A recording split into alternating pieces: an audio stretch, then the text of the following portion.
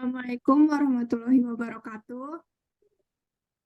Uh, we are from group 5 and today we're gonna explain bank and lembaga keuangan bukan bank. And our member is first me. My name is Cindy Apriani Fadela, and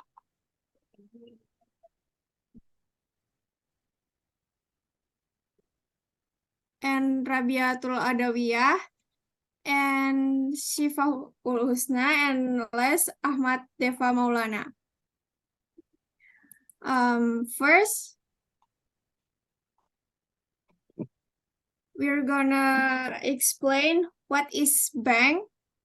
That will be explained by Ahmad Deva Maulana. All right, let's do the first discuss about the material, which is definition of bank in Indonesian is pengertian bank. So I will explain it in bahasa. Jadi, menurut Undang-Undang RI Nomor 18 Tahun 1998, tanggal 10 November 1998 tentang perbankan, apa yang dimaksud dengan bank? Bank adalah badan usaha yang menghimpun dana dari masyarakat dalam bentuk simpanan dan menyalurkannya kepada masyarakat dalam bentuk kredit atau dalam bentuk-bentuk lainnya dalam rangka meningkatkan taraf hidup masyarakat banyak. Nah, di situ beberapa kegiatan yang dilakukan oleh bank itu sebagai berikut, seperti menghimpun dana. Menghimpun dana ini dari masyarakat itu dalam berbentuk simpanan, baik itu dalam bentuk simpanan tabungan, simpanan giro, maupun simpanan deposito. Dan selanjutnya ada juga tugas bank itu menyalurkan dana. In English is lending. Menyalurkan dana kepada rakyat banyak dalam bentuk memberikan pinjaman or we can say it's credit kepada masyarakat. Kemudian ada juga kegiatan bank yang memberikan jasa-jasa bank lainnya. Jasa-jasa yang diberikan itu dari bank selain simpanan dan pemberian kredit antara lain pengiriman uang, penagihan surat-surat berharga, letter of credit, safe deposito box, dan jasa lainnya. Ya, beberapa banyak. Salah satu contohnya mungkin kayak bayar dari tagihan mungkin, ya. Dan hal-hal yang perlu dilakukan dan diperhatikan oleh bank dalam menjalankan tugasnya itu ada 3. Apa itu? Ada rentabilitas, yaitu kemampuan bank dalam memperoleh keuntungan. Likuiditas, itu adalah kemampuan dari bank untuk melunasi kewajiban pada saat jatuh tempo. Dan yang terakhir adalah solvibilitas, yaitu kemampuan bank untuk memenuhi seluruh kewajibannya saat bank tersebut bubar, alias dilikuidasi. Baik, sekarang lanjut ke materi jenis-jenis bank yang akan disampaikan pada rekan saya. Ya, terima kasih. Selanjutnya akan saya jelaskan yaitu jenis-jenis bank. Yang pertama, langsung saja. Secara umum, bank dapat dibagi menjadi 4. Yang pertama yaitu bank sentral. Bank sentral adalah bank yang memiliki tugas menetapkan kebijakan moneter, menjaga dan mengatur kelancaran sistem pembayaran, serta mengatur dan mengawasi bank lainnya. Bank sentral yang ada di Indonesia bernama Bank Indonesia, yaitu lembaga negara yang independen, bebas dari campur tangan pemerintah, dan berkedudukan di ibu kota. Tujuan Bank Indonesia adalah untuk mencapai dan memelihara kestabilan rupiah. Bank sentral memiliki tugas antara lain sebagai berikut. Yang pertama, menetapkan dan melaksanakan kebijakan moneter, mengatur dan menjaga kelancaran sistem pembayaran, mengatur dan mengawasi bank, Dan terakhir sebagai penyedia dana terakhir bagi bank umum dalam bentuk bantuan likuiditas Bank Indonesia. Dan yang kedua adalah bank umum. Bank umum adalah bank yang melayani seluruh lapisan masyarakat. Kegiatannya meliputi menyimpan dana dari masyarakat, sertifikat deposito, tabungan, dan bentuk lainnya yang dipersamakan dengan itu.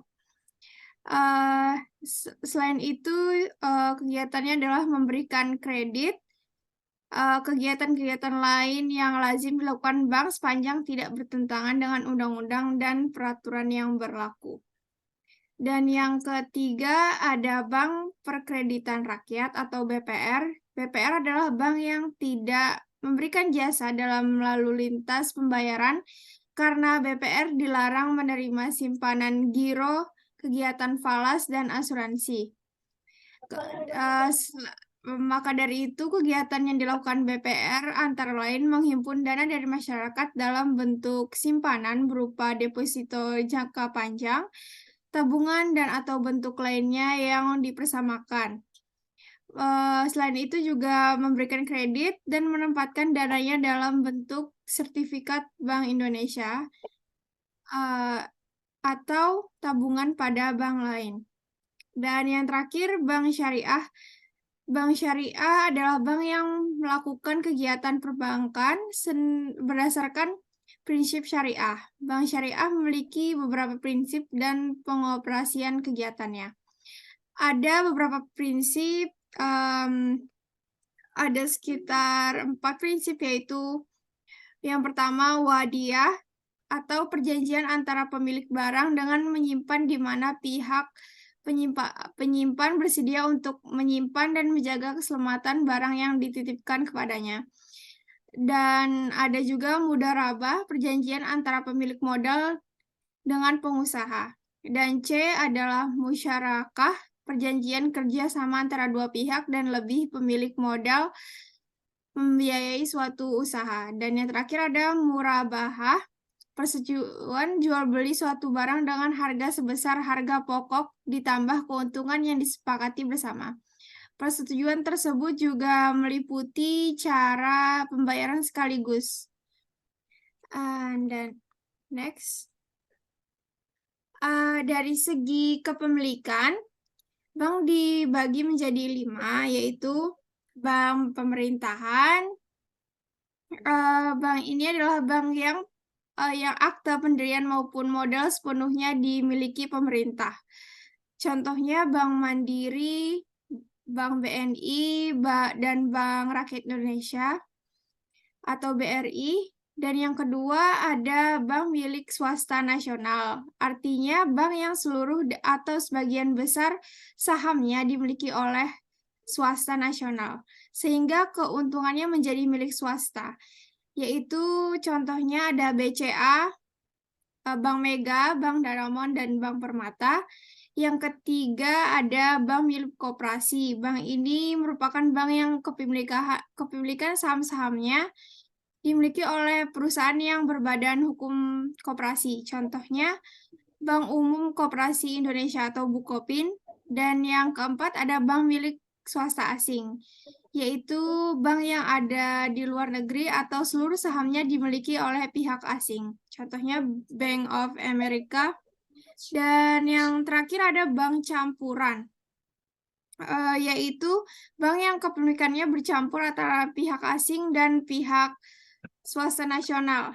Contohnya Commonwealth Bank. Dan next ada bank dari segi status. Dari segi status, yang pertama dibagi menjadi 2, yaitu bank devisa dan bank non-devisa. Bank devisa adalah bank yang dapat melaksanakan transaksi ke luar negeri atau yang berhubungan dengan mata uang secara keseluruhan. Dan yang kedua ada bank non-devisa, adalah bank yang belum mempunyai izin untuk melakukan kegiatan transaksi layaknya bank devisa. Jadi bank non-devisa hanya melakukan kegiatan transaksi hanya dalam batas-batas wilayah negara yang terbatas. Dan yang terakhir ada bank dari segi kegiatan operasionalnya, yaitu bank konvensional dan bank syariah. Perbedaan yang terlihat adalah bank syariah memperoleh keuntungan dengan sistem bagi hasil, tidak seperti bank konvensional dengan menggunakan sistem bunga. Baik, itu yang saya sampaikan. Selanjutnya, pengertian simpanan yang akan dijelaskan oleh Rabiatul. Baik, terima kasih. Materi selanjutnya yaitu pengertian simpanan. Jadi, simpanan itu adalah dana yang berasal dari nasabah dan dititipkan untuk disimpan di bank dengan memperoleh imbalan balas jasa atas simpanan tersebut berupa bunga bagi bank konvensional dan bagi hasil bagi bank syariah dengan besaran jumlah tergantung dari masing-masing bank. Baik bank konvensional maupun bank syariah memiliki bentuk-bentuk simpanan yang sama. Perbedaannya hanya terletak pada sistem bunga pada bank konvensional dan sistem bagi hasil bagi bank syariah. Berikut simpanan di bank konvensional dibagi menjadi beberapa macam. Antara lain, yang pertama yaitu simpanan tabungan atau safe deposit. Dana yang ditarik dari simpanan tabungan itu dapat ditarik kapan saja, baik langsung di bank atau melalui ATM. Yang kedua yaitu simpanan giro atau demand deposit. Giro adalah simpanan yang penarikannya dapat ditarik kapan saja dengan cek, biljet giro, atau pemindah bukuan. Juga cek adalah surat perintah pembayaran, sementara biljet giro adalah surat perintah pemindahan uang. Yang ketiga yaitu simpanan deposito atau time deposit. Simpanan yang penarikannya hanya dapat dilakukan pada waktu tertentu atau jatuh tempo. Jangka waktu penarikan berdasarkan kesepakatan antara nasabah dengan pihak bank. Sedangkan simpanan di bank syariah Islam dibagi menjadi tiga, yaitu yang pertama rekening tabungan. Simpanan ini sama dengan simpanan tabungan yang ada pada bank konvensional, namun perbedaannya terletak pada sistem bagi hasil yang diterapkan. Yang kedua yaitu rekening giro wadiyah. Simpanan ini yang dijalankan berdasarkan akad wadiyah yang telah disepakati antara nasabah dengan pihak bank. Yang terakhir yaitu rekening deposito simpanan. Dengan sistem bagi hasil yang dihitung dari rata-rata saldo per bulan, bentuk simpanan ini hanya dapat dilakukan pada jangka waktu tertentu atau jatuh tempo sesuai kesepakatan antara nasabah dengan pihak bank syariah. Baik, materi berikutnya akan disampaikan oleh rekan saya yaitu Syifaul Husna.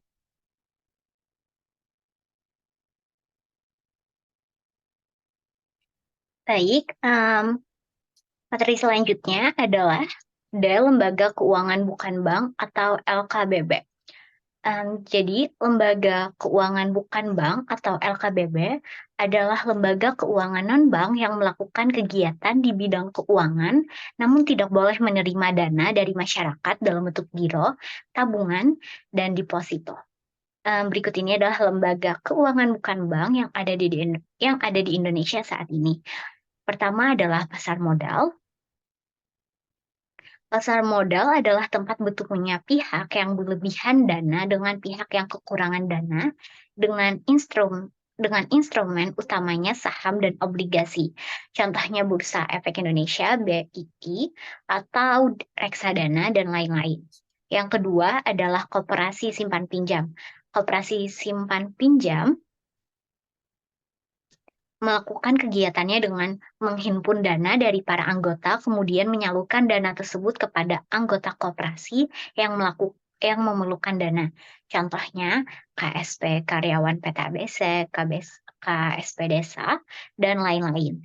Yang ketiga, pegadaian. Pegadaian memberikan pinjaman dana kepada masyarakat dengan persyaratan penyerahan barang jaminan. Contohnya pegadaian atau persero, pegadaian syariah, dan lain-lain. Yang keempat ada perusahaan asuransi.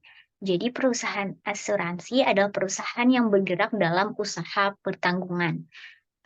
Asuransi adalah perjanjian antara dua belah pihak dengan menerima premi asuransi untuk memberikan pergantian kepada tertanggung karena kerugian, kerusakan, atau kehilangan keuntungan yang diharapkan, atau tanggung jawab hukum kepada pihak ketiga yang mungkin akan diderita tertanggung, yang timbul dari suatu peristiwa yang tidak pasti untuk memberikan suatu pembayaran yang didasarkan atas meninggal atau hidupnya seseorang yang dipertanggungkan. Contohnya ada PT Asuransi Astra, Astra Buana, PT Asuransi Jasindo, dan lain-lain. Yang kelima ada sewa guna usaha atau leasing. Sewa guna usaha bergerak di bidang pembiayaan untuk keperluan barang-barang modal yang diinginkan oleh nasabah. Pihak leasing dapat membiayai keinginan nasabah sesuai dengan perjanjian yang telah disepakati kedua belah pihak. Contohnya ada PT Mandala Multifinance, dan ada PT Mandiri Tunas Finance, dan lain-lain. Yang keenam ada modal ventura. Ini adalah pembiayaan oleh perusahaan-perusahaan yang usahanya mengandung resiko tinggi dengan keputusan yang telah dipertimbangkan sebelumnya. Tentunya, contohnya ada Sequoia Capital India, Convergence Ventures, dan lain-lain.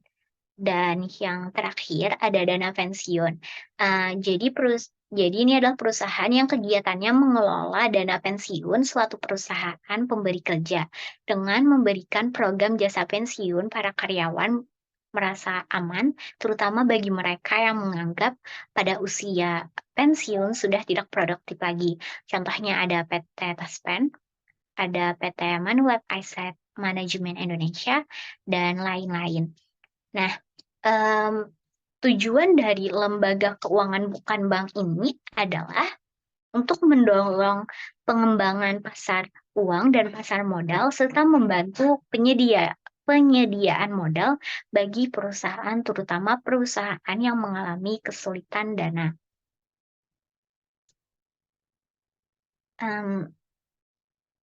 That's all. That's all our presentation. And then selanjutnya kami akan memasuki sesi Q&A. Pertanyaan yang pertama ada apa itu simpanan tabungan. Pertanyaan kedua, jelaskan peranan perusahaan asuransi bagi pihak tertanggung dan sebutkan beberapa perusahaan asuransi terkemuka di Indonesia. Kalian dapat menjawabnya di kolom komentar, dan apabila kalian juga ada memiliki pertanyaan, kalian bisa